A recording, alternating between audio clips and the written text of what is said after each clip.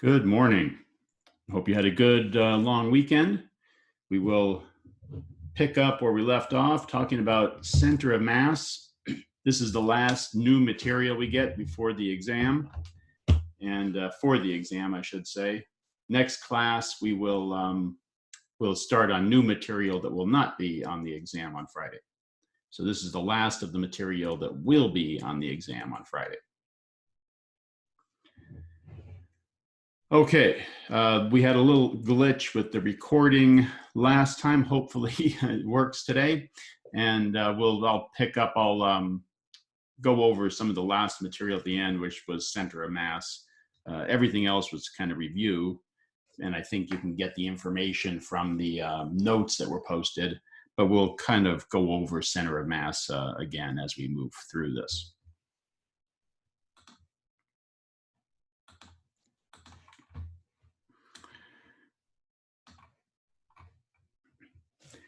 All right, let's start with this question. It says a large skinny guy with mass 2m and a smaller guy with mass m are holding onto a massless pole while standing on frictionless ice. If the big guy pulls himself toward the little guy, where would they meet? Where would they meet?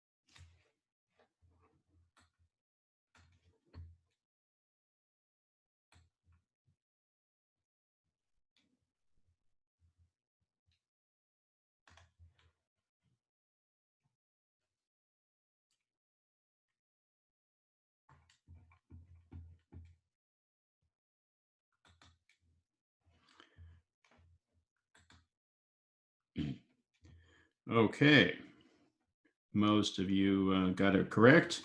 Let's take a look. They would meet at the center of mass. So we can treat them like point objects. We're trying to find the center of mass. So it's going to be the mass times the location of the person and the mass of the other object times its location over the total mass.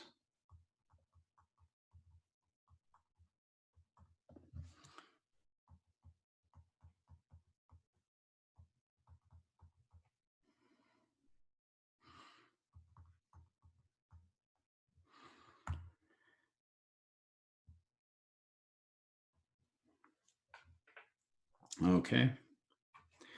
What would happen if instead of the big guy pulling himself toward the little guy pulled himself toward the big guy?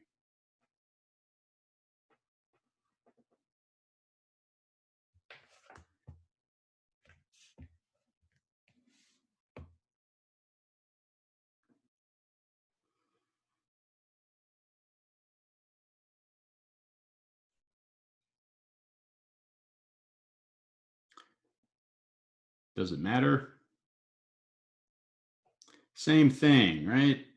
When one pulls on the other one pulls back with an equal and opposite force. It doesn't matter. One isn't pulling on the other one, really. Same.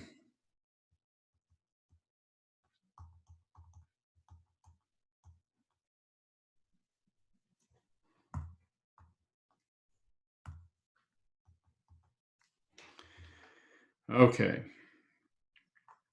Now we have 3 equal mass magnets at the corners of an equilateral triangle on a frictionless surface. When the magnets are released, they attract and quickly slide to a single point. What are the XY coordinates of this point?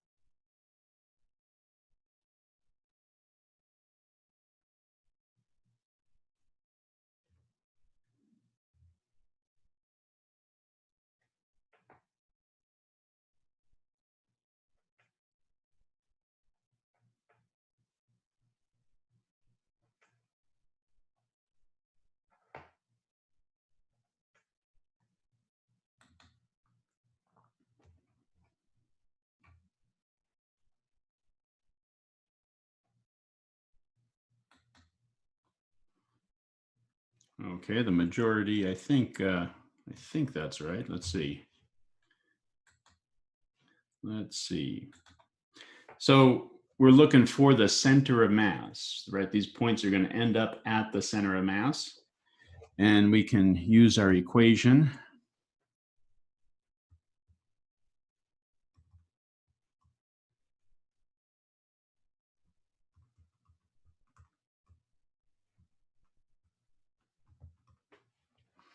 We add up it's sort of a weighted average is what the center of mass turns out to be. It's a weighted average. So it's the mass multiplied by its position, add up all of them, divided by the total mass. We know, where do we know the X center of mass has to be?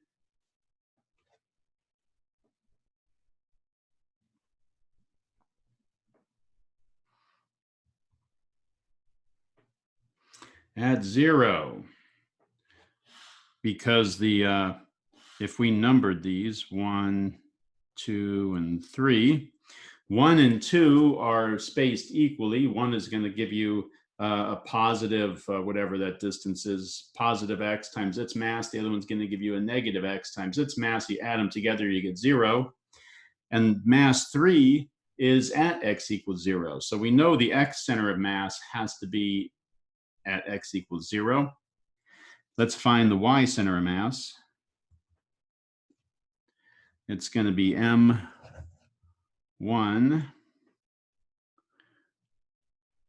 times 0.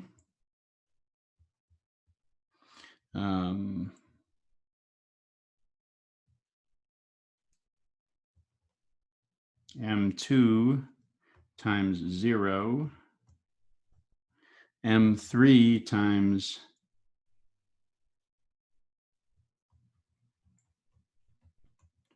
2 cosine 30 degrees. Is that right?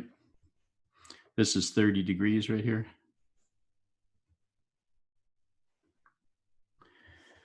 And we're dividing by the total mass. And they're equal, right? They're all equal. So that means we get 2/3 cosine 30 degrees. What is that? Is that 0.58? I don't have my calculator handy.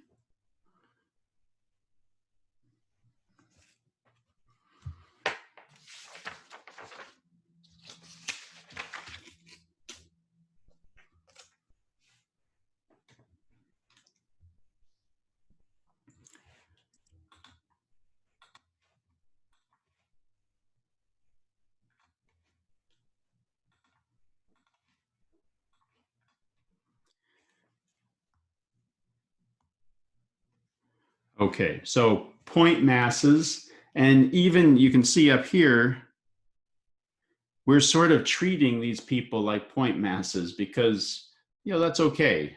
What we care about is the position. If we say that this person, their average mass is at this one point, and this person, their average mass is at this one point, we just treat them like a point mass at that location, and we figure out where they end up eventually.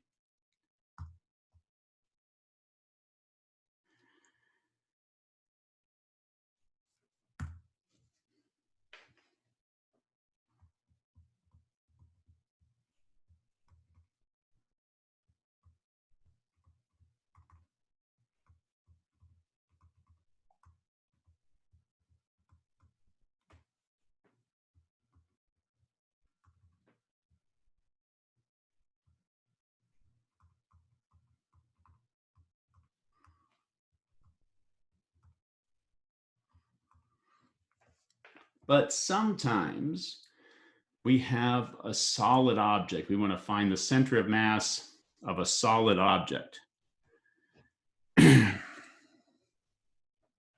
So what happens to this formula?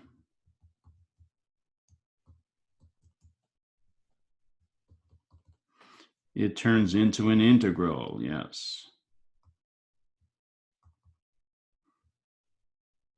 We take each little tiny chunk of mass that makes up our object, and if we pick a small enough chunk, we treat it like a point mass. So we say its mass, its little tiny element of mass, dm, multiplied by its position, and then we sum them all up. That's what that integral is. And then we take each little mass and we sum it all up to get the total mass of the object. We divide by the total mass. Okay.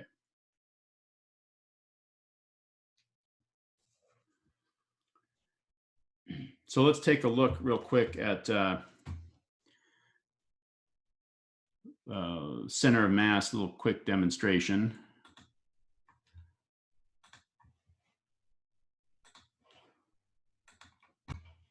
Here we go.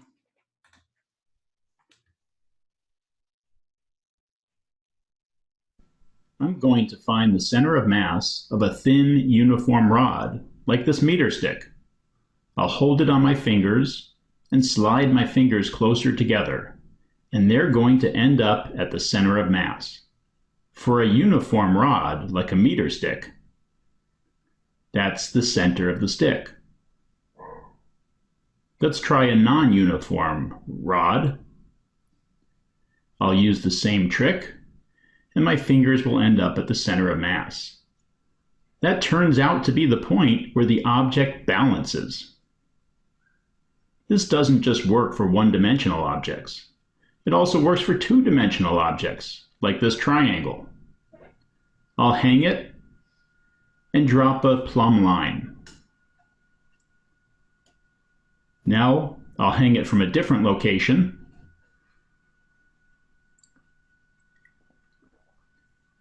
Drop that plumb line again.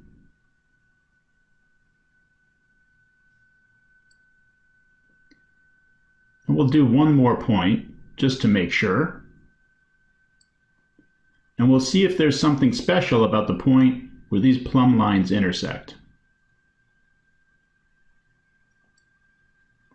I'll try to balance the object at that point.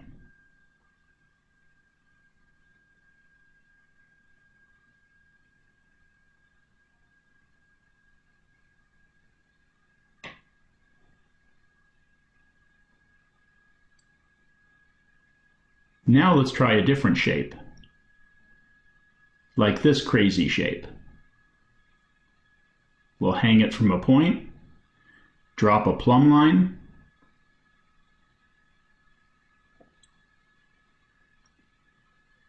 I'll hang it from one more location, drop that plumb line, and we'll see if we can balance this object at the point where those plumb lines intersect.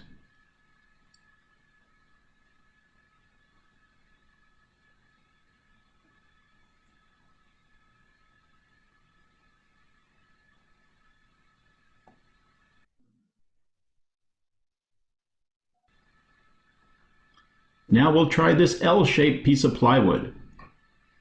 Drop a plumb line, hang it from a different point,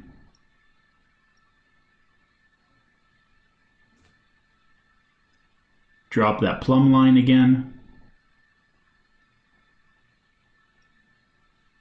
Now I'll try to balance this object where those plumb lines intersect.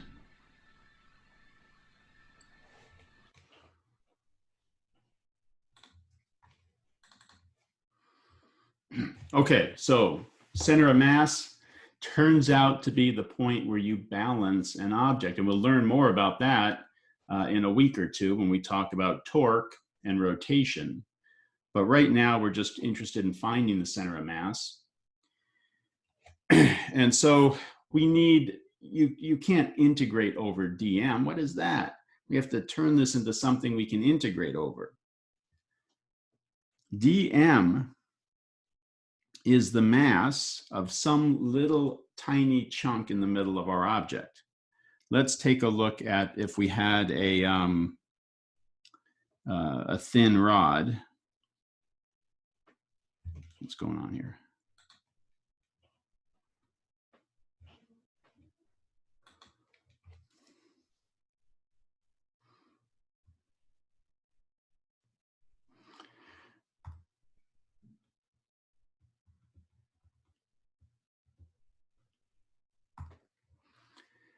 We want to know how much that little chunk in the middle, what's its mass?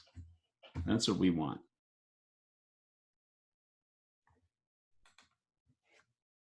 If I gave you a big long rope and I said, I want to know how much 1 meter of it in the middle weighs, and you can't cut my rope, what would you do? You'd weigh the whole thing. You'd measure the length of the whole thing, and you'd figure out the density of the rope, and then you'd multiply it by the length I was interested in the middle, whatever, 1 meter, whatever it was. And you'd find the mass that way, or the weight. Well, that's what we're going to do here. We're going to say that this has a length dx, right? Some little tiny element of the length of the rod.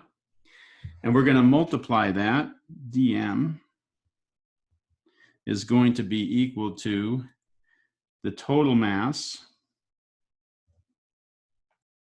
over the total length times dx.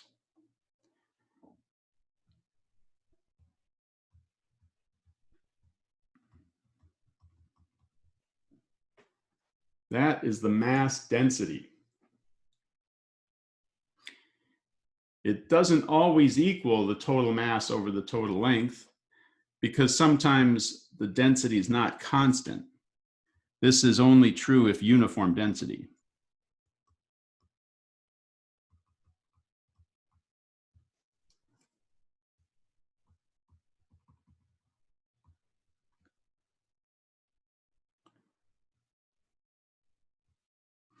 This is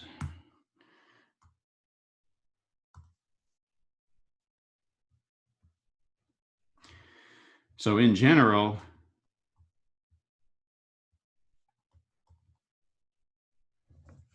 our dm is the density times dx.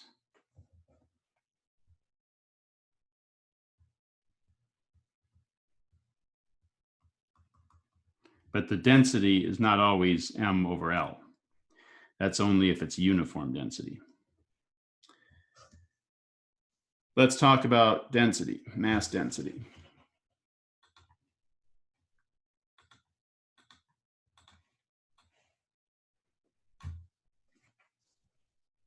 If we have a one-dimensional object,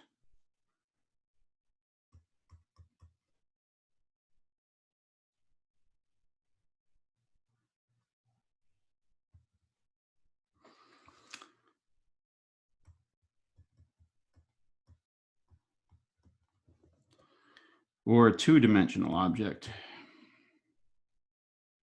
or a three-dimensional object, we use different symbols for density. So the total mass, we'll just call m. Doesn't matter, one-dimensional, two-dimensional, three-dimensional, we'll just call it m. What we are interested in a one-dimensional object, of course, is length, right? That's the only dimension we have. So like a thin rod or something like that, length.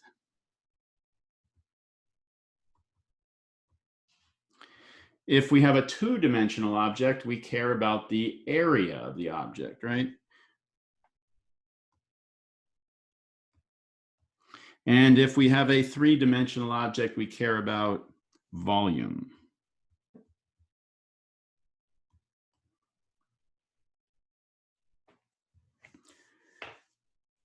If it's uniform density,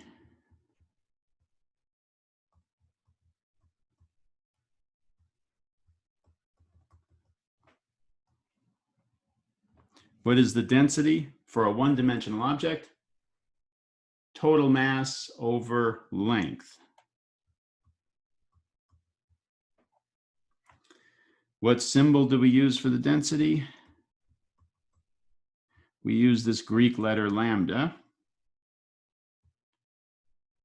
And what are the units? Kilograms per meter. But if we have a two-dimensional object, if it was uniform density, what would we care about? Total mass over area.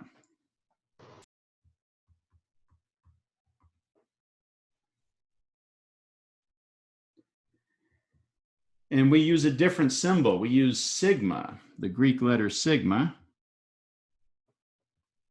which has units of kilograms per meter squared. I know it's a little confusing. We have these different symbols. I think we have different symbols because the units are different. I think that's why we have different symbols. And if it was a three-dimensional object, we would care about mass per volume. And how would we find the density of an object that was uniform density? We would take the total mass divided by the total volume. That would give us the mass density. We use the Greek letter rho. Kilograms per cubic meter.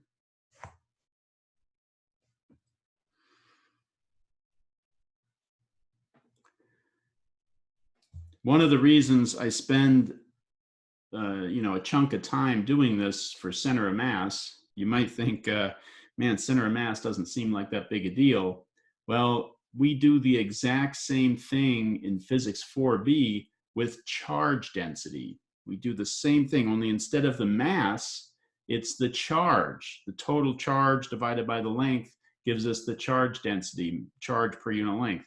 The total charge divided by the area gives us the surface charge density, charge per meter squared. Total charge divided by the volume gives us the charge density throughout the volume of the material. So we do the same thing. That's why I spend a little bit of time on it now. It's worth thinking about and spending some time on this. Now, for the purposes of this class, I will only give you one-dimensional objects, okay? One-dimensional objects, because a two-dimensional object, you're integrating over the area. It's a double integral.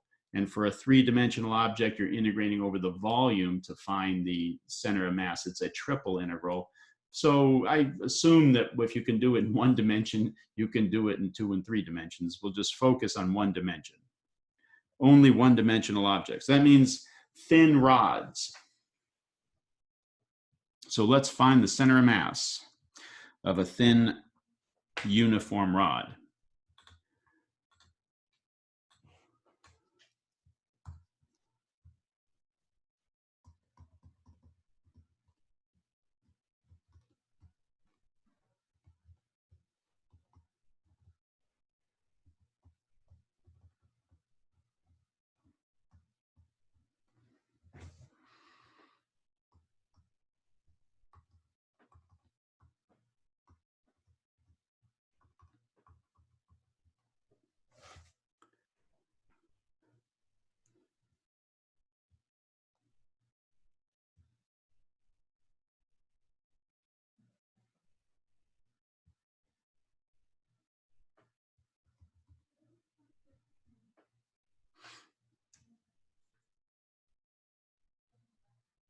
So there's our rod located between 0 and L on the x-axis.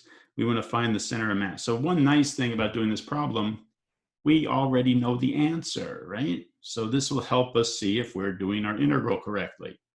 What's the answer?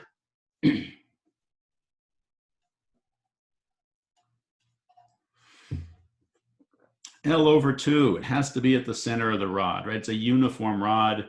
Where is the center of mass going to be? At the center of the rod. If it was non-uniform, well, we'll do that next. Okay, so what do? We pick some little arbitrary chunk of mass, some little tiny chunk, and call that dm. I'm going to get rid of this 0 over here. It's in the way.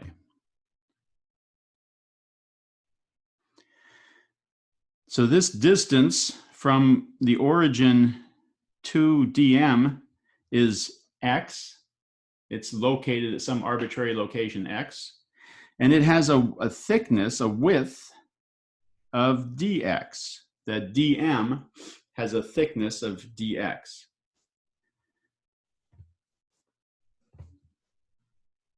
My x center of mass is going to be the integral of x dm over the integral of dm. Let's just start putting things in as we know them. So what is dm? It's lambda dx. Let's put that in here.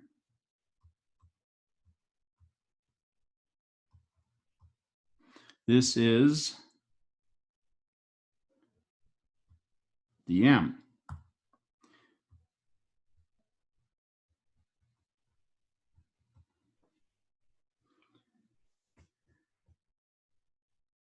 And what are we integrating over? We are adding up every little dm that makes up the whole mass of our rod. So we're integrating from one end of our rod to the other end, 0 to L in this case. Limits of integration, 0 to L.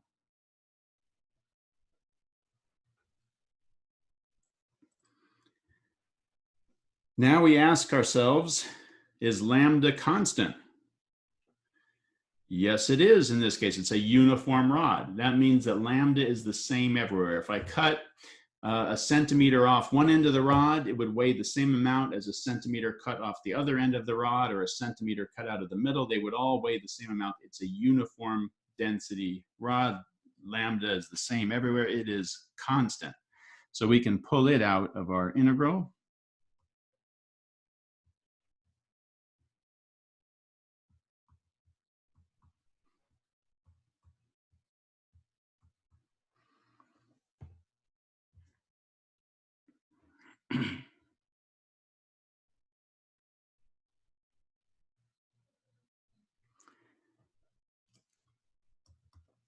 I'm just going to leave the lambdas there. I'm not going to cancel them because I'll show you if you don't cancel them, then you're going to get the total mass in the denominator. And the integral of x is x squared over 2. And we're evaluating that from 0 to L. And the integral of dx is x. and we're evaluating that from 0 to L. So what do we get here? We get lambda over 2 L squared, lambda L.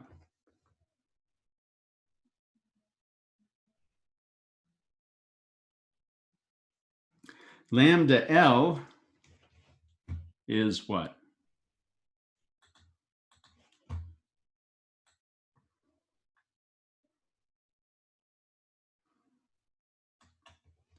Lambda is the mass over the length if it's uniform density. So lambda times L is the mass.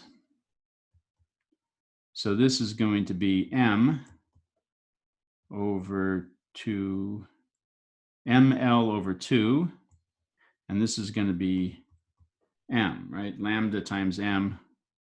Lambda equals M over L. There we go.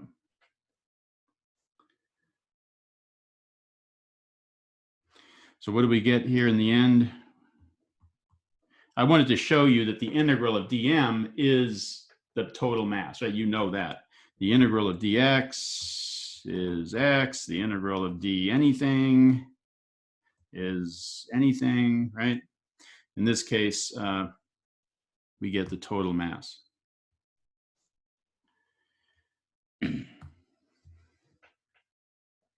So there we have it. L over 2, we got the answer we expected.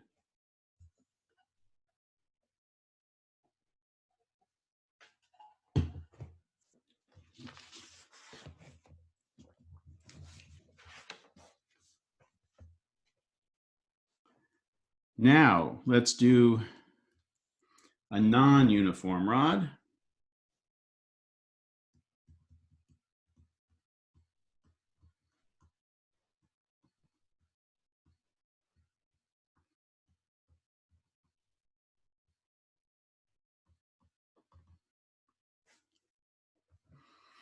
For non-uniform rods, you'd have to be told what lambda is. Lambda is some kind of function of position, right? As we move out on the rod, it gets more and more dense or less and less dense, something like that.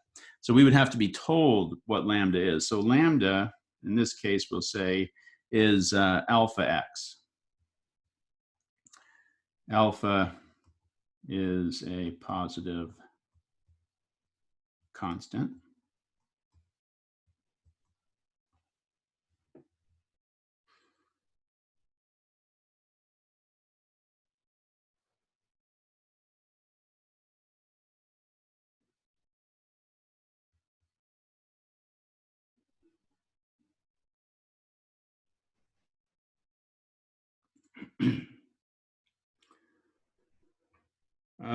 Question about lambda. If lambda is m over L, sigma is m over the area.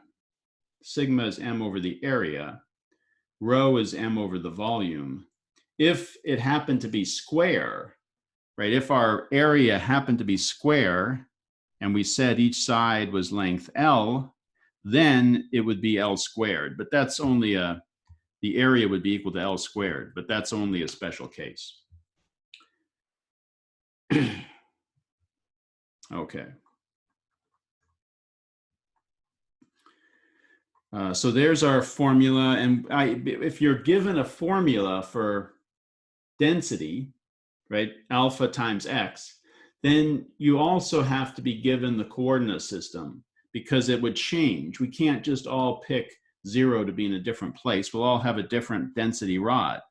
So I will tell you the rod is located between x equals 0 and x equals L.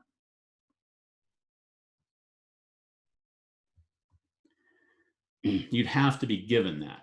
Because if I picked my rod is located from x equals 0 to x equals L, and you picked your rod was located between negative L over 2 and positive L over 2, and we both use this for our lambda, our rods are different densities, right? Our rods have different densities. So it's not going to work out the same. So you'd have to be told, if you're given a density, you'd have to be told what our coordinate system is. So there's our coordinate system. See if you can set that up.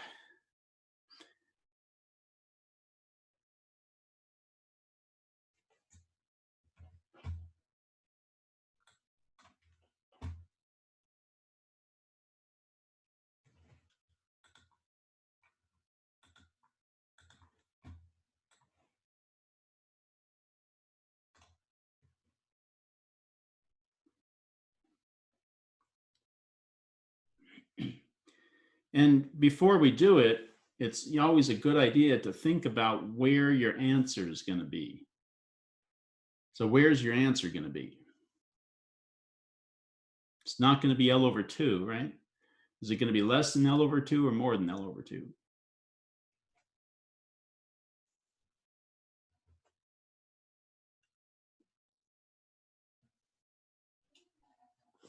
It's going to be more than L over 2, because as you move out, as X gets bigger and bigger and bigger, the thing gets more and more dense. There's more mass. If I drew a line at L over 2, there's more mass out here. If we call this M1 and this M2, if I cut this rod in half at L over 2 and weighed the two pieces, M2 is going to weigh a lot more than M1. So we expect our answer to be out beyond L over 2. The center of mass of this object is going to be out here somewhere. So our question is, well, just where is it going to be? We don't know, but at least we know that the answer has to be more than L over 2. So it's a good idea to think about that ahead of time. If you can predict where your answer is going to be, if you can predict what quadrant your vector is going to be pointing in, things like that before you even start the problem, then you do it. And if you get something weird, maybe you made a mistake with a minus sign, maybe you had an arithmetic mistake, or maybe it's a bigger mistake, but at least think about where your answer should be so you can try to prevent any careless mistakes. Question, could we have canceled out our lambdas up here? Yes, absolutely. But I wanted to show you that this integral gives you the total mass. That's why I didn't cancel my lambdas out. But I could have canceled them out, and right here I would have had L over 2. I could have just gone right to that step, yeah.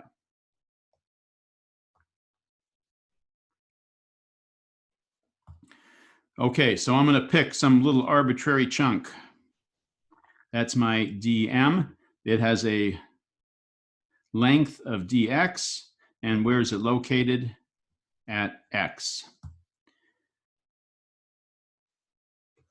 X center of mass is going to equal the integral of x dm over the integral of dm. What is dm? It's lambda dx. I just like to go one step at a time.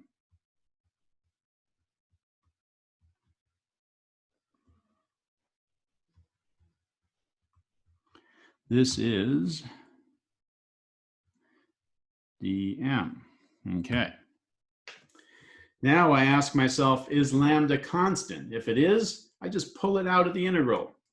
In this case, the answer to that question is no, it's not constant. So I have to plug in the formula that was given to me for lambda. So I'll do that next. And what is it? It's alpha x dx.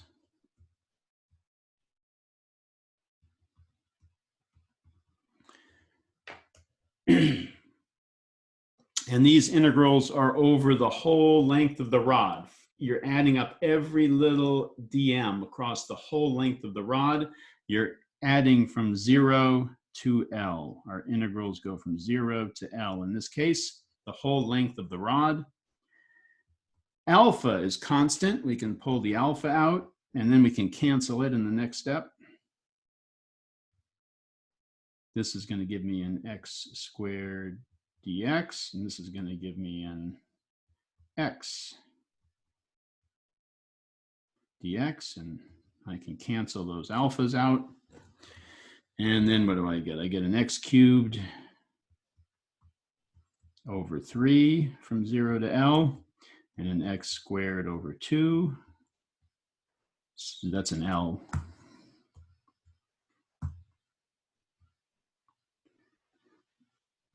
Excuse me. That gives me a 2/3 L.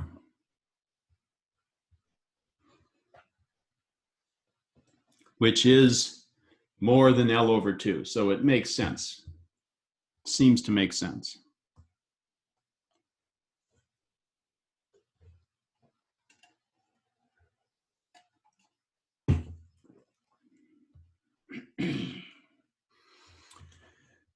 Come back. One note, come back.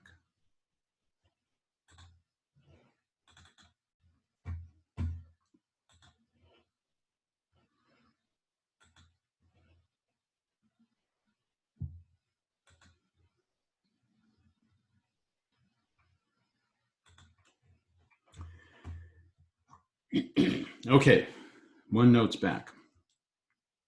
All right. So we've gone through a couple of different examples. Finding center of mass, one-dimensional objects, uniform density, non-uniform density. And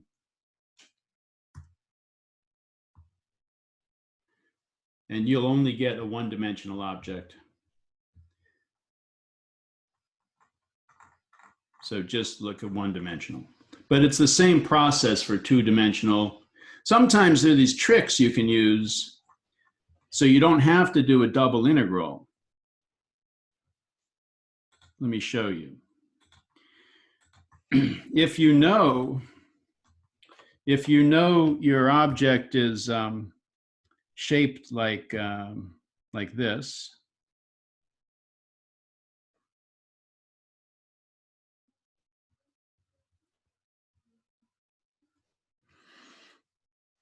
so you have a thin, let's just say it's a two-dimensional object, a thin triangle. We're trying to find the center of mass of this. Then you don't have to do a double integral. You could, but if you know the equation of this line, let's say this is has some slope here. Let's say this is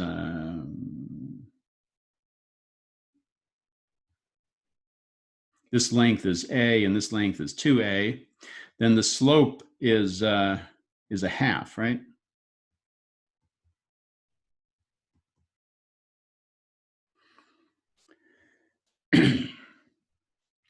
So you can pick your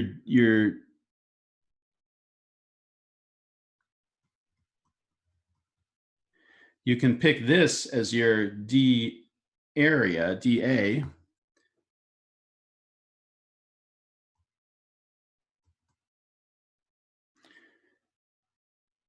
Sigma is, hold on, sigma dm, that's what I meant to write. Dm is sigma dA, but instead of writing dA as dy dx and making it a double integral, we know what x is in terms of y, or what y is in terms of x, I guess I should say. So we would write this as the surface charge density times dA. dA is that red rectangle. So it's y times dx.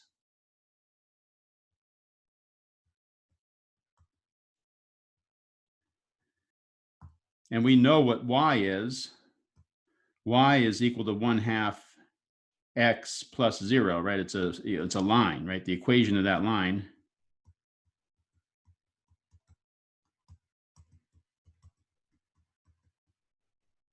This y-intercept is 0. So now you can plug that in over here. So your dA is 0.5x dx. And you can plug that. That's now we've turned what could have been a two-dimensional integral into one. All we're integrating over is x, because we know what y has to be at every x value. So we've turned this into a single integral.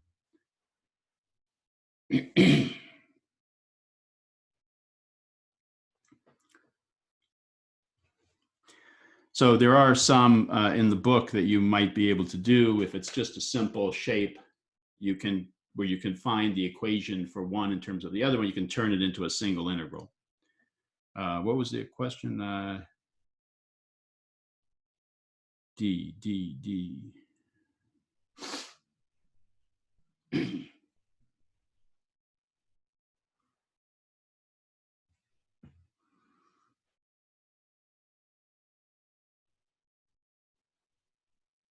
We up here? What's the question?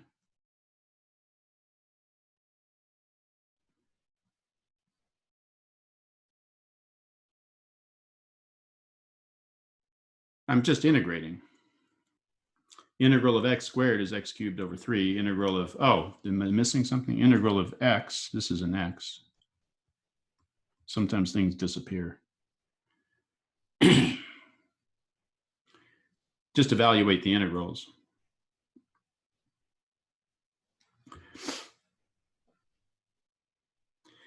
All right.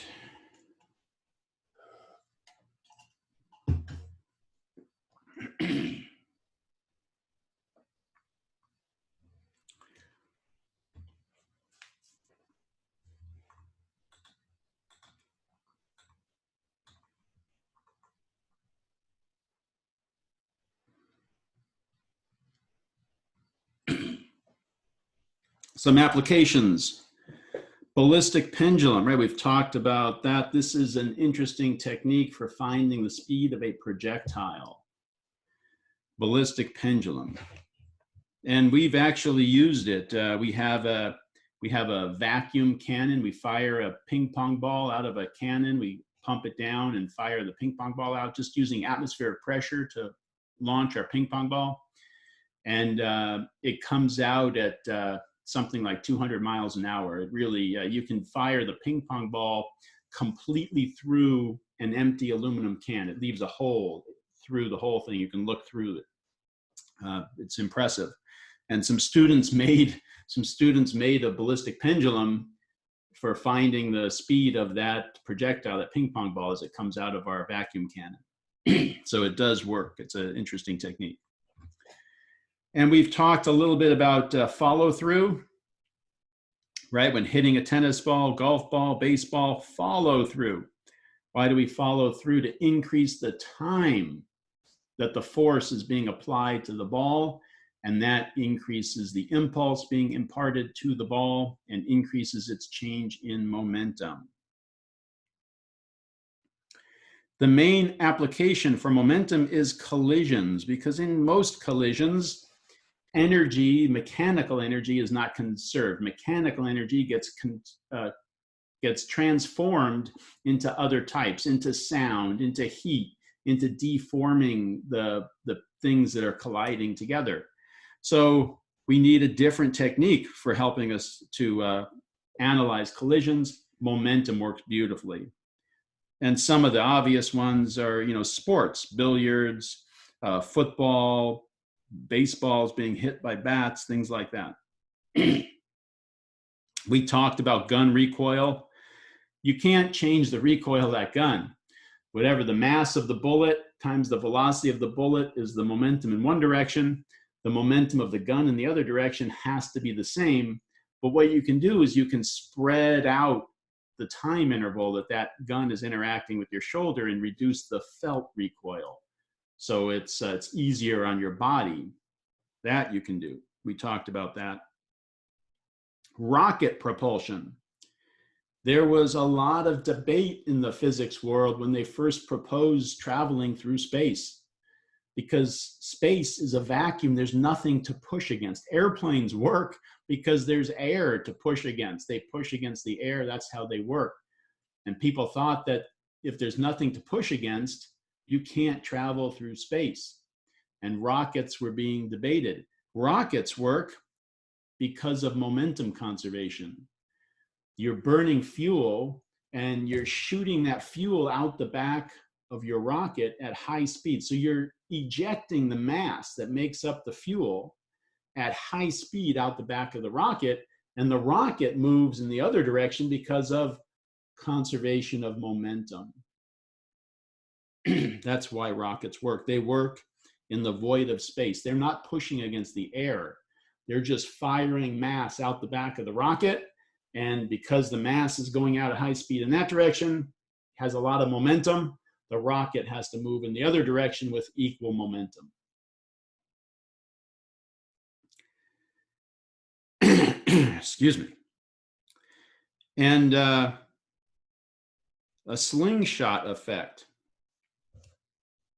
The slingshot effect is something used in space travel. So they send a spacecraft. It would take a lot of time and a lot of fuel to get these spacecraft to where they're sending them. They send probes out to Venus to look at the red spot on Venus, or you're sending a probe here or there and out into space. And it would take a really long time for these probes to get there, and it would take a lot of fuel. So they don't send them directly to where they want them to go. Instead, they bounce them around a little bit. They send them to various to interact with other moons and planets, and they pick up speed as they go. So what they do, the slingshot effect, you take you have a satellite traveling this way, and you have a planet or a moon, some big object traveling the other way.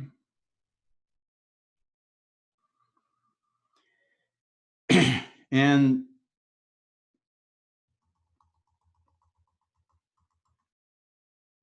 it comes out the other side with a bigger speed.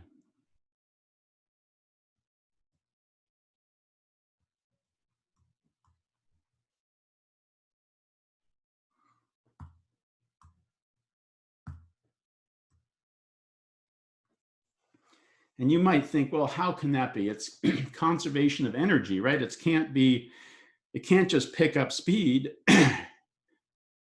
It's because you're not thinking about it like a collision. If this planet was at rest, if it wasn't moving, if it was at rest, or if it was moving the other direction, this wouldn't work. The satellite would come in, get pulled around by the gravity of the planet that it was orbiting, and it would come out with the same speed on the other side. But because they're moving toward each other, this is an elastic collision. And because the planet is so massive, we don't really notice it slowing down a little bit. But the satellite, we do notice it picking up speed. And so because of this, because it's, excuse me, because there's this relative motion, they're coming toward each other, we end up with an elastic collision.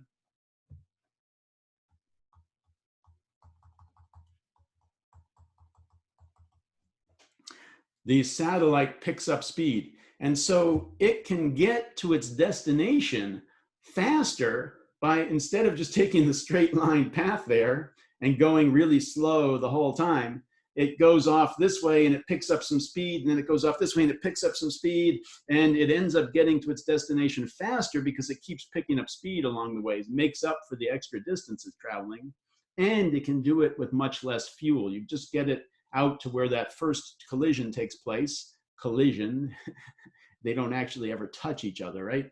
It's the gravitational force that pulls it around. But it's a very interesting effect, and it's used all the time in space travel. So interesting applications for momentum.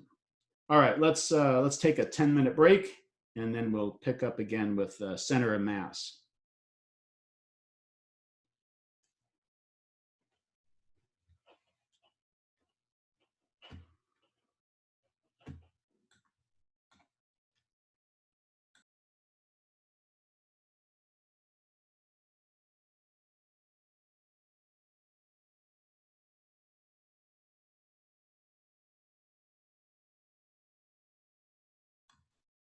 We're talking about applications for momentum, and center of mass also has some applications. Balance points. We'll learn more about that when we get to rotation and torque, but that we're finding the balance point of an object. That's the center of mass of the object. So you can calculate it. We're learning how to calculate it now. And if you're familiar with track and field, the Fosbury flop, Dick Fosbury came up with this in 1968 or so. And most high jumpers used to go over the bar face down. And he came up with this technique for going over the bar face up.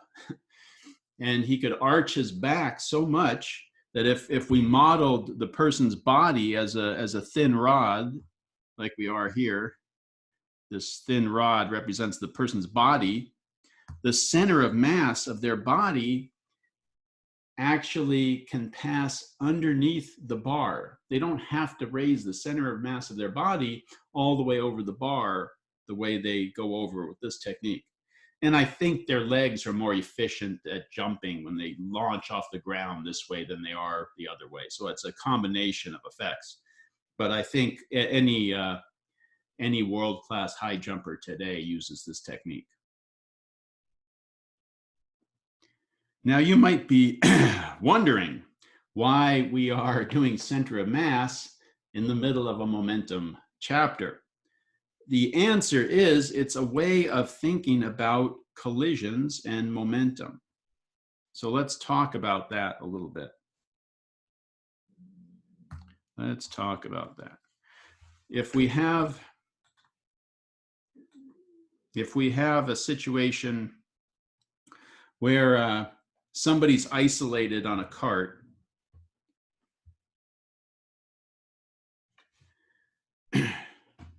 you're on a cart initially at rest that's sitting on a frictionless track, and you throw a ball off the cart toward the left, will the cart be put into motion?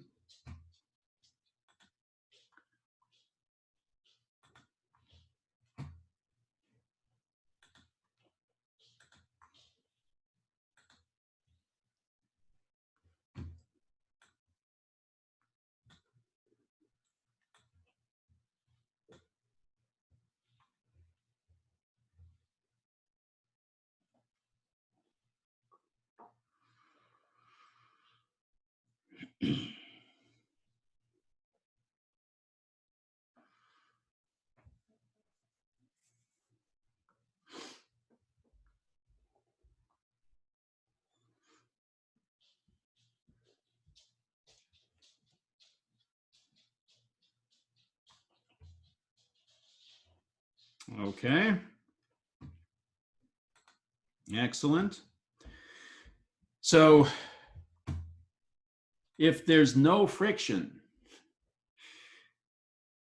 yeah, I know it's hard to get past that, right? Because we always have in the real world some friction in the axle, in the wheels, something. And so when you exert a force, if you do it gently enough, you can get something where it doesn't move, right? And then if you do it fast and hard, you can get something to move oftentimes. So because of the friction, you know, if you're standing on a skateboard and you very carefully move your arms to one side, the skateboard might not move. And then you jerk your arms back and then the skateboard lunges forward a little bit because you're taking advantage of the fact that there's some friction in those wheels and nothing's perfect. But if you could really eliminate all that, it doesn't matter how slowly you move your arms. You move your arms in one direction, the skateboard has to move in the other direction, because if you're not moving initially, there's no internal things you can do to make yourself move. The center of mass of your system has to stay at the same place if it wasn't moving initially. If the center of mass of the system was moving initially, it will always move at the same rate, with internal forces only acting on the system. So in this case, the person is at rest, the system is at rest. When you take that ball and throw it off to the left, momentum has to be conserved. The cart has to move to the right.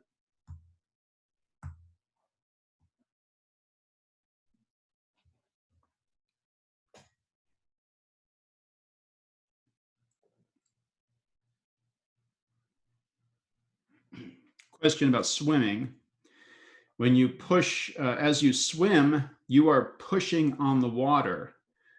So I believe it's more of a Newton's third law thing. You're pushing against the water. But I guess it could be considered there might be some momentum effect if the water moves opposite your direction. If you're pushing the water backwards, giving it some momentum, you'd be getting some momentum in the other direction. Combination, or maybe it's just two different ways of sort of describing the same thing.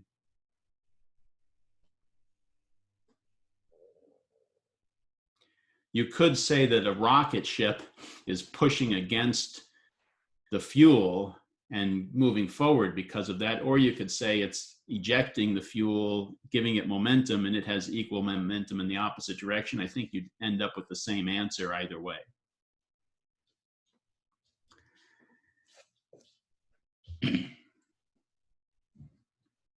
So let's take a look at this example. You're standing on a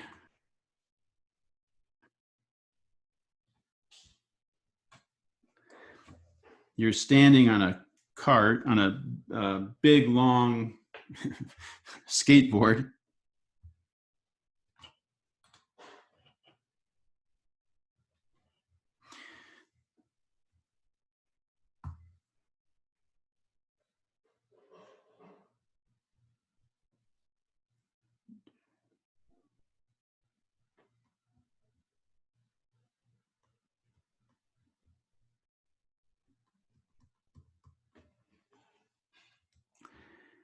Nothing's moving. The center of mass of the skateboard, cart, whatever this thing is in the center, right? Your center of mass is at the end of the rod here. And if you weigh the same as the skateboard, where's the center of mass of the system? Center of mass of the system is in the middle here.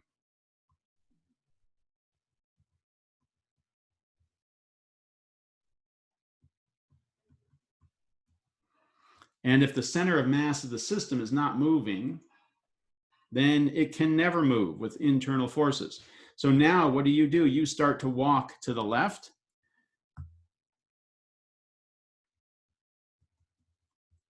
You start to walk to the left. At some point, you end up here. And the skateboard is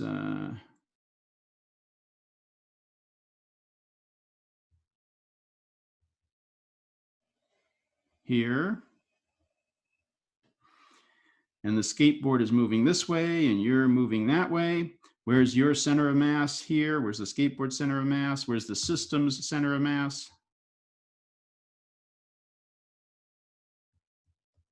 Now you keep walking. You end up out here. And the skateboard is here now. And it's come to rest. You've stopped. It's come to rest. Where's your center of mass? Where's the skateboard center of mass? Where's the system center of mass? So you moved, the skateboard moved, but the center of mass of the system did not move, never moved, because it was not moving initially. There's nothing you could do internally to get it moving. The center of mass of the system was fixed. And it's a way of thinking about momentum conservation. The other thing we could say is if the center of mass was moving at constant speed, there's nothing you could do internally to prevent it from moving. It would continue to move at constant speed. Okay.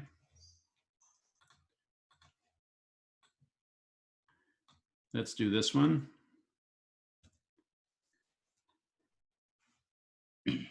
You're on this cart, frictionless cart, at rest. You throw a ball at a vertical surface that's firmly attached to the cart.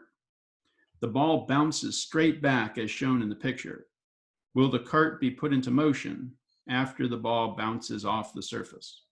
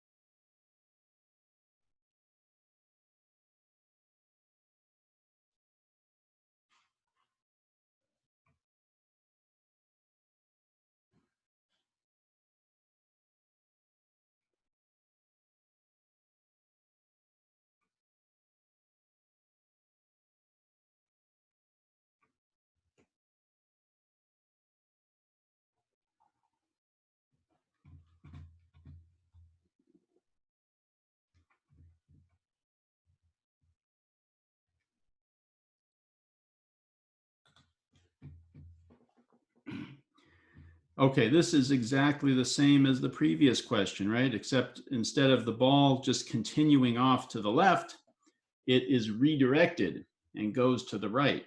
So where does the cart have to go? The cart has to go in the opposite direction.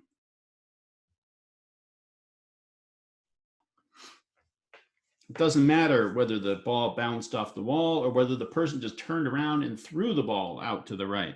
The person, what ends up happening is if there's a big black box around this, all you see are balls flying out of here, right? So what has to happen to the cart?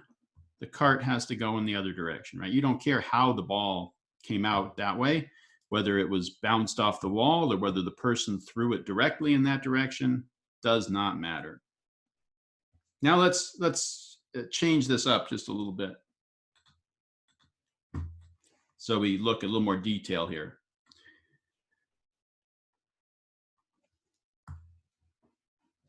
So with some changes, we will look at this one more time. So time t0, the ball leaves the hand.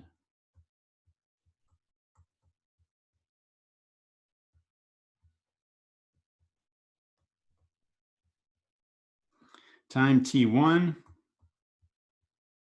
ball comes to rest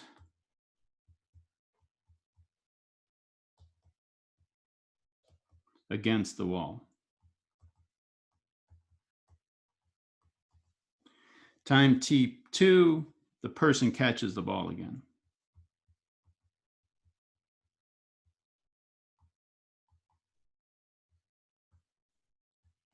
So it doesn't fly by them this time. They catch it when it comes back. So you're going to tell me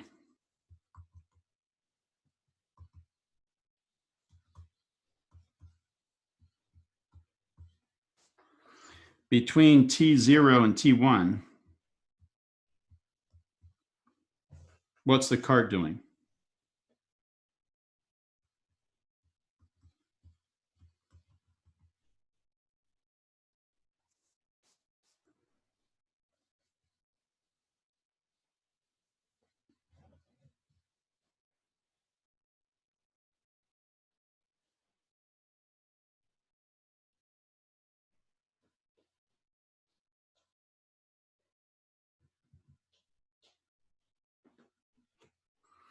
Moving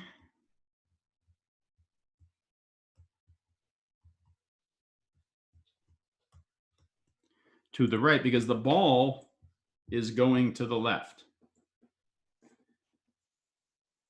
As soon as the ball leaves the person's hand going to the left, the cart and the person have to start moving to the right to conserve momentum. At t1, at that instant where the ball comes to rest against the wall, what's the cart doing?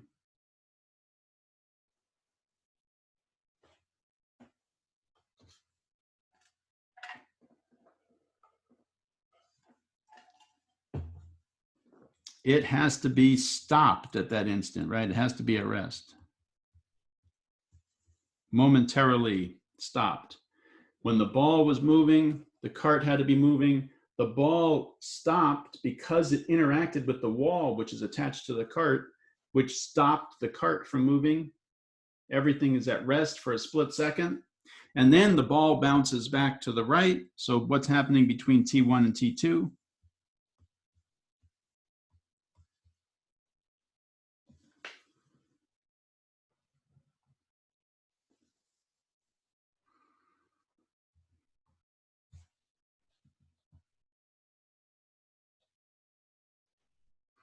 Moving. My battery is dying here. I need to run out and get another battery for my stylus.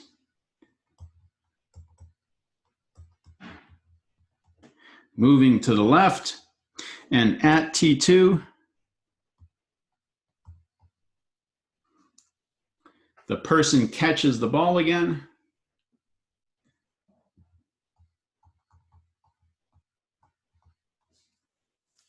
cart comes to rest exactly at the same place it was originally.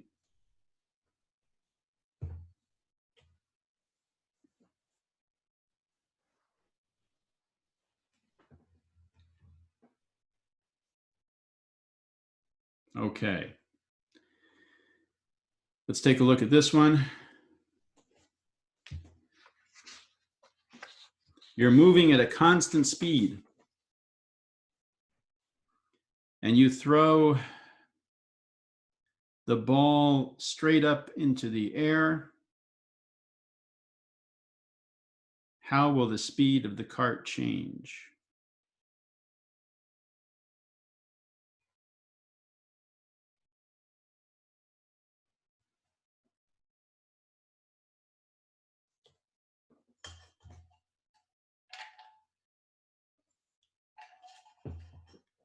I'm going to add another one here. While you're thinking about that, I'm going to add another question here.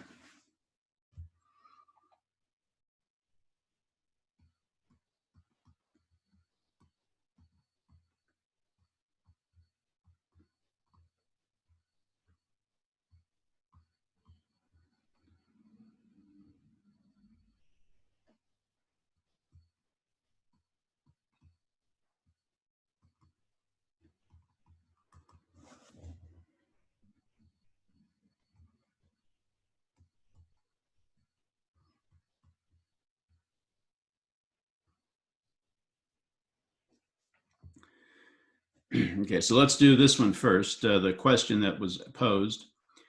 You have the ball with you on the cart. You're cruising along to the left, and you throw that ball straight up into the air.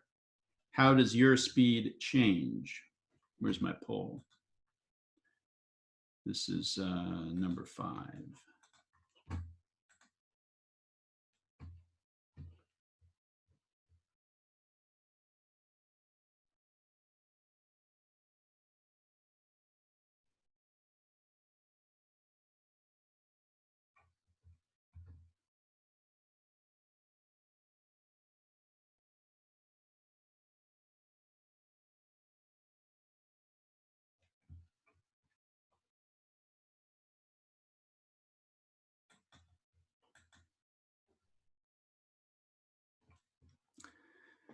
Okay.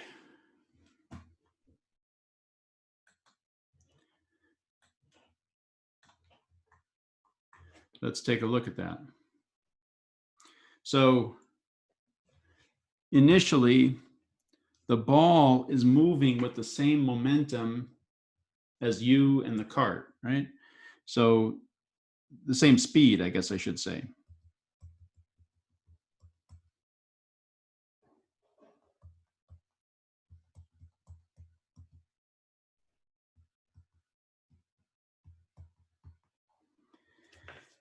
You throw it up into the air.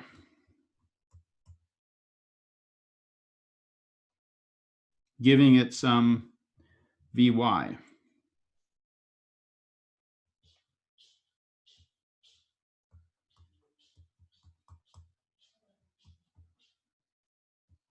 But it still has the same momentum in the horizontal direction.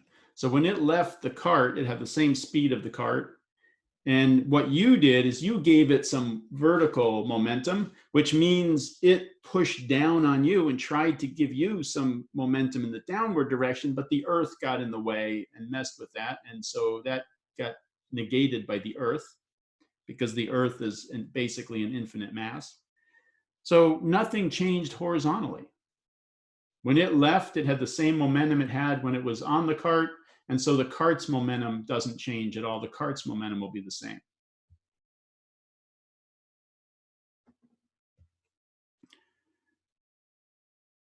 How about this other one here? I'm going to relaunch the poll. Same situation, but instead of throwing the ball up, the ball just magically drops out of the sky and you catch it.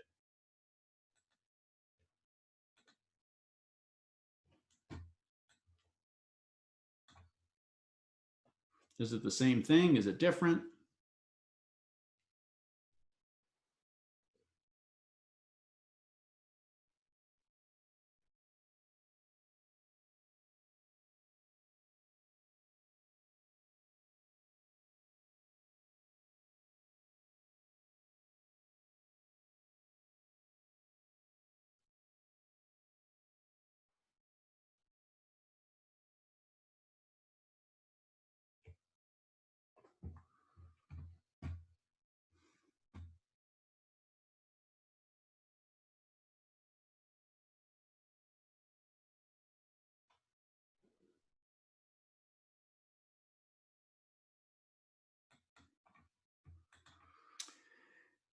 Oh, you fell into the trap.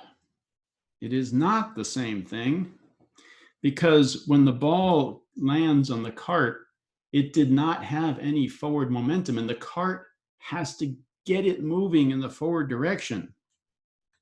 And that slows the cart down a little bit.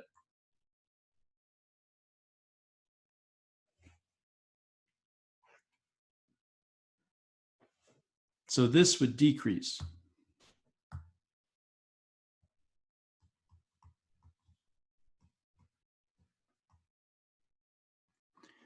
Right, you see that? You have a ball with no horizontal momentum coming down. You catch it. It tries to give you some momentum in the downward direction, but the earth gets in the way. We don't care. Now you have to get the ball moving horizontally. It wasn't moving. So we've effectively increased your mass. So your velocity has to slow down. Your momentum has to be the same afterwards as it was before. If that ball dropped down out of the sky, should we do one more? If the ball dropped down out of the sky with the same horizontal velocity,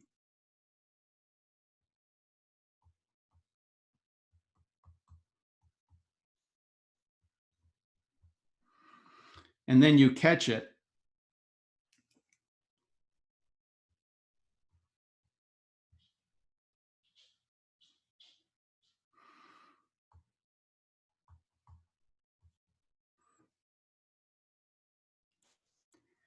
then what happens? The split second before you catch it, it had some Vy, but it also has the same V, right? If this ball was moving horizontally and fell on the cart, it already has the same momentum, the same velocity that you have. And so when it hits, it's just going to keep moving at the same velocity. It's not going to slow you down at all. No change at all.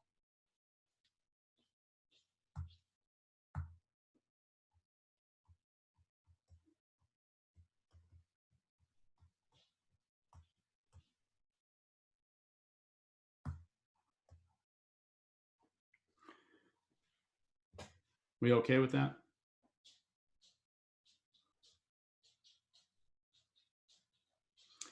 If it's not a frictionless track, then everything's changing the whole time, right? The point of this was to see what the ball is doing when you throw the ball or catch the ball. What's that doing to your momentum? If it's not frictionless, then the cart's just always slowing down because of friction. We wanted to see the effects. We wanted to isolate the effect of throwing the ball. Does that make sense?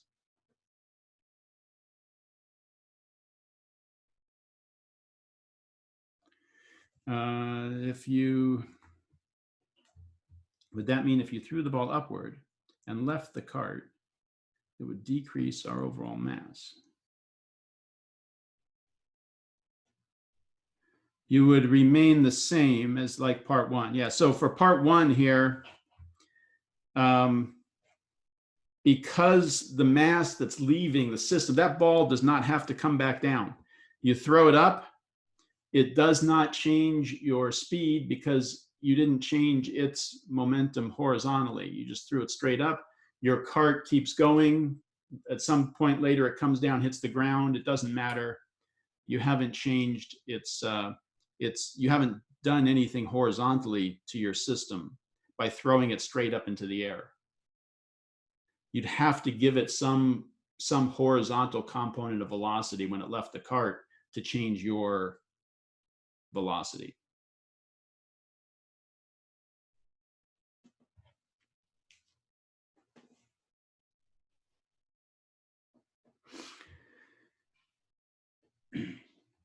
Okay, I did want to talk about two-dimensional collisions.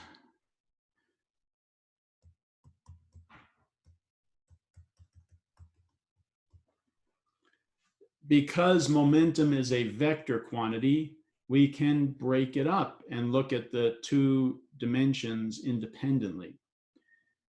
If we have a situation like this, I'll just draw it out real quick. We have a, we're looking down on a pool table, right? A billiard table.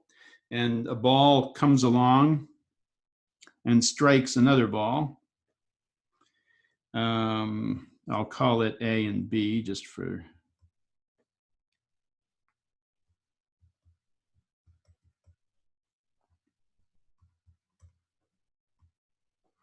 Okay, so here's our initial state.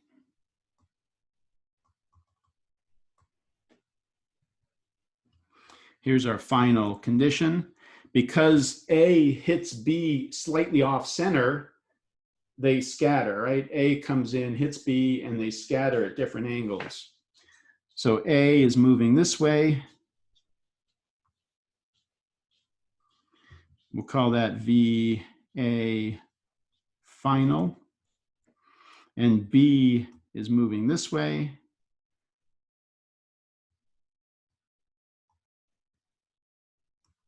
And we'll call this one theta and this one phi. How about that? They're two different angles. So what do we know? We know that initial momentum and final momentum are going to be the same.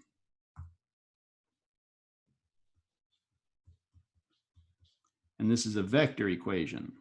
So what do we like to do? We like to say the momentum in the x direction, initial and final, are the same, and the momentum in the y direction, initial and final, y final, are the same. I would call this my, to the right, my positive direction, and up my positive direction. And what do I get? I get M A VA initial plus 0. That's the initial momentum before the collision of ball A and ball B. And that's going to be the momentum of A afterwards, which is its mass, times its velocity in the x direction. VA final cosine theta, right? That is V sub x for MA. And then there also is going to be an MB, VB final cos phi, right? And that's the velocity in the x direction.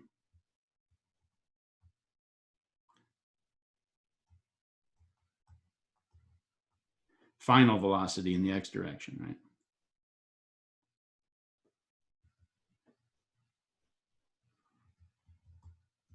Final.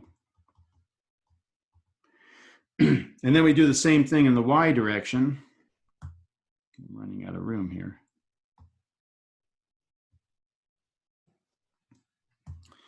And we say initially, we had 0. And at the end, you've got MA times the velocity in the y direction. And then you've got in the negative y direction,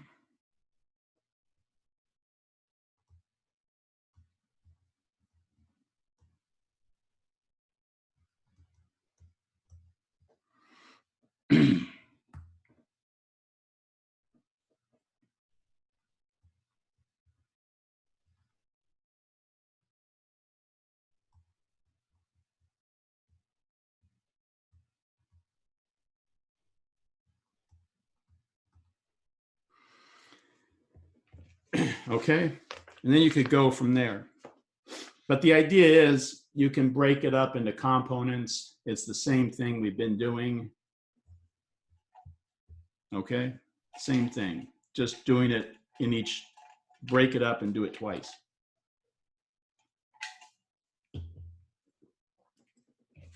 All right, let's take a look at using center of mass now.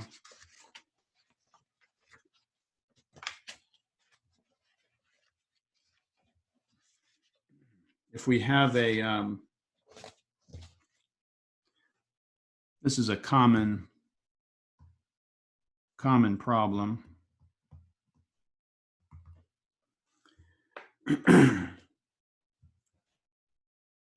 We have a person that walks across a boat. We want to know how much the boat moves when the person walks across the boat. So let's pick some reference point, like the water line.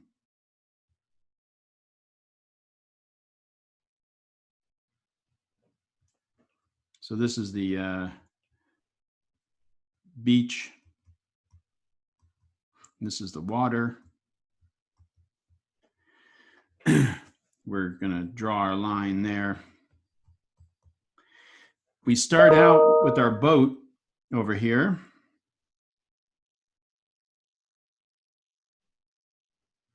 And our person standing at the back of the boat.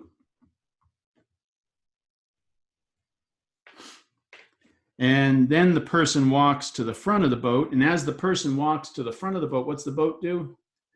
The boat moves in the opposite direction. So the boat is going to end up, if this is our water, the boat is going to shift back a little bit, right? And the person is going to end up here, and they'll be at rest again.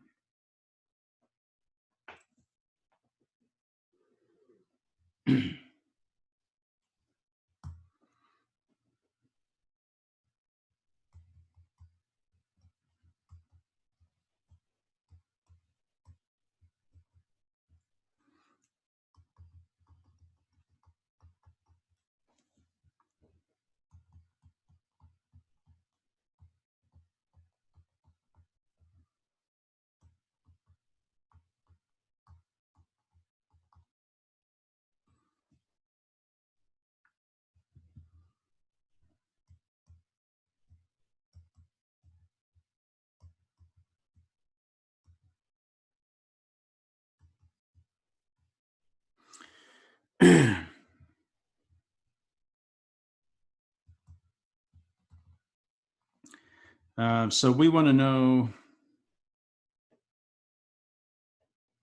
we'll call this X initial to the front of the boat. And the length of the boat, call L. And we'll call this X final, where the boat ends up. So if we're given X initial, X, not X, we're finding X final. The mass of the person, let's make them 100 kilograms. The mass of the boat, let's make the boat 200 kilograms. The length of the boat, 2 meters.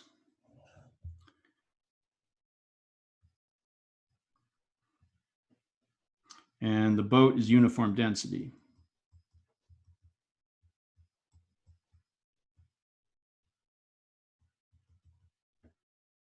And find X final.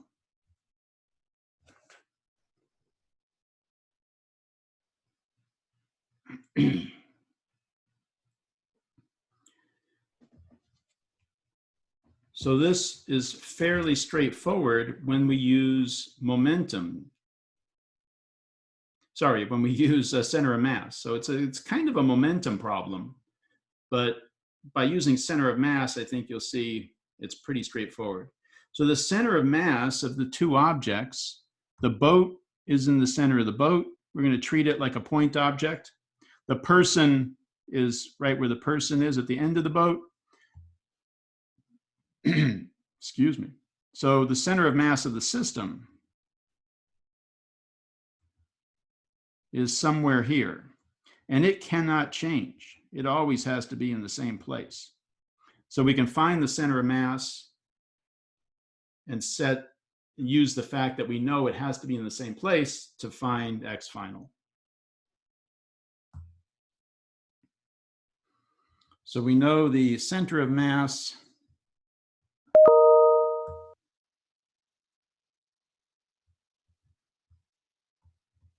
of boat plus person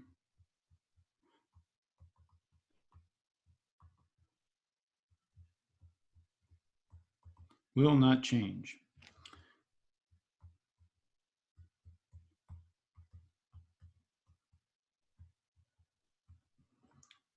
Initial center of mass location equals final. And I'm just going to treat these like point objects. I know they're solid objects, but if it's a uniform object and it's moving, I can just treat it like a point object.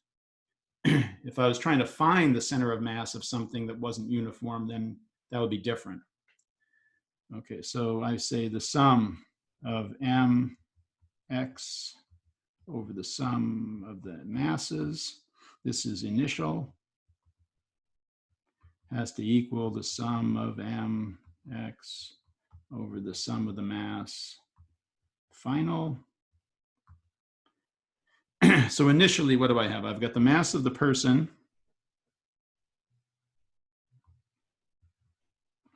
times their x location, the mass of the boat times its x location, over the mass of the person plus the mass of the boat.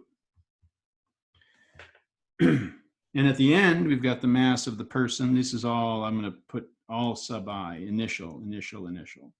At the end, we've got the mass of the person times their x position of the person, plus the boat times the x boat, all over.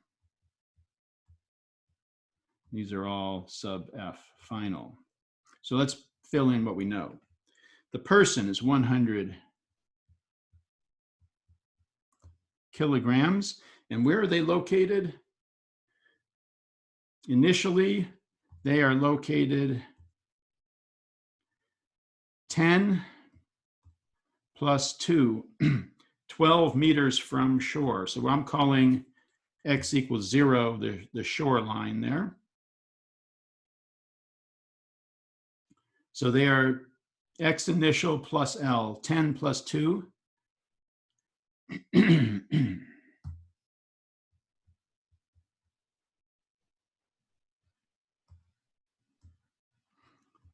And then we've got the boat. And where's the boat located? At its center of mass, which is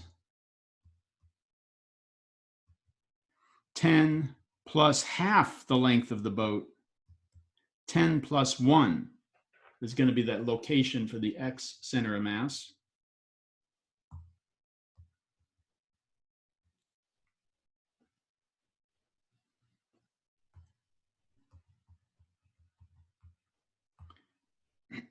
And I'm going to move this over just a little bit.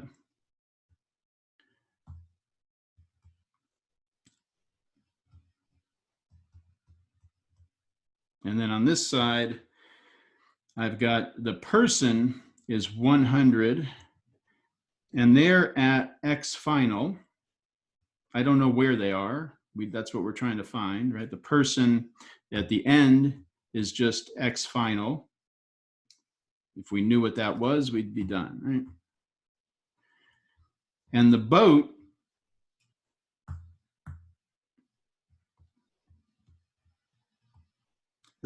is at x final plus 1, right? At half the length of the boat.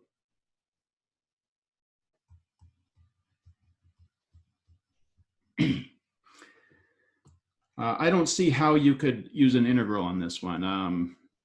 We know the center of mass of the boat is at the center of the boat because it's uniform density. I guess you could prove that to yourself by integrating over the length of the boat, but I don't see what else that's going to buy you here. We're looking at basically where the point objects are changing.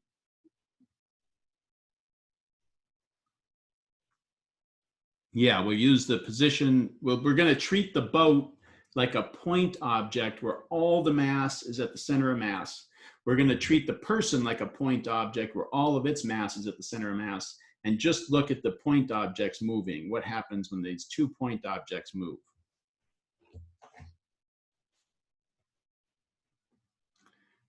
And I get x final plus 2/3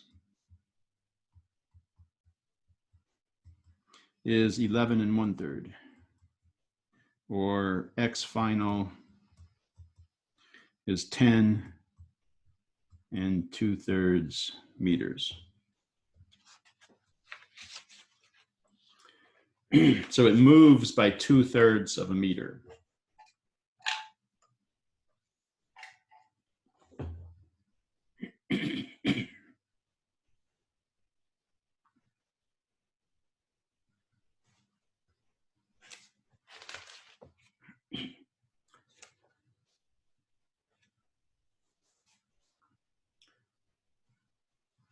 Okay, so center of mass, that wraps up center of mass. You can kind of see how it is used and viewed. You can kind of view momentum problems as center of mass. Sometimes people will transform their coordinate system into the center of mass, make the center of mass their coordinate system, and all the velocities relative to the velocity of the center of mass, and then the momentum all has to be 0 with respect to that.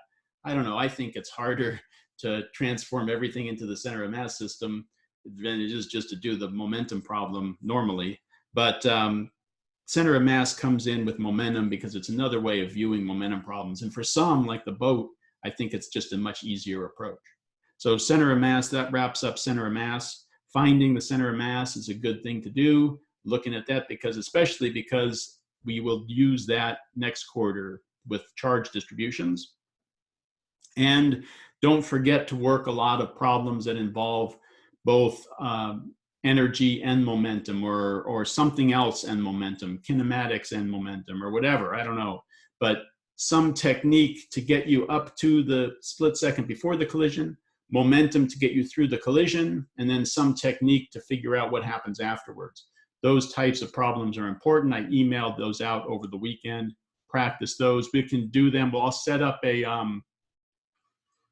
review session on how about tomorrow or Thursday, and we can go through those problems that I emailed out over the weekend. So I'll set up a review session. Maybe I'll set up 2, and then we can work through those in the review sessions. Okay, I'm going to stop the recording, but I'll stick around if you have questions. I'm happy to stick around and answer them for a little while.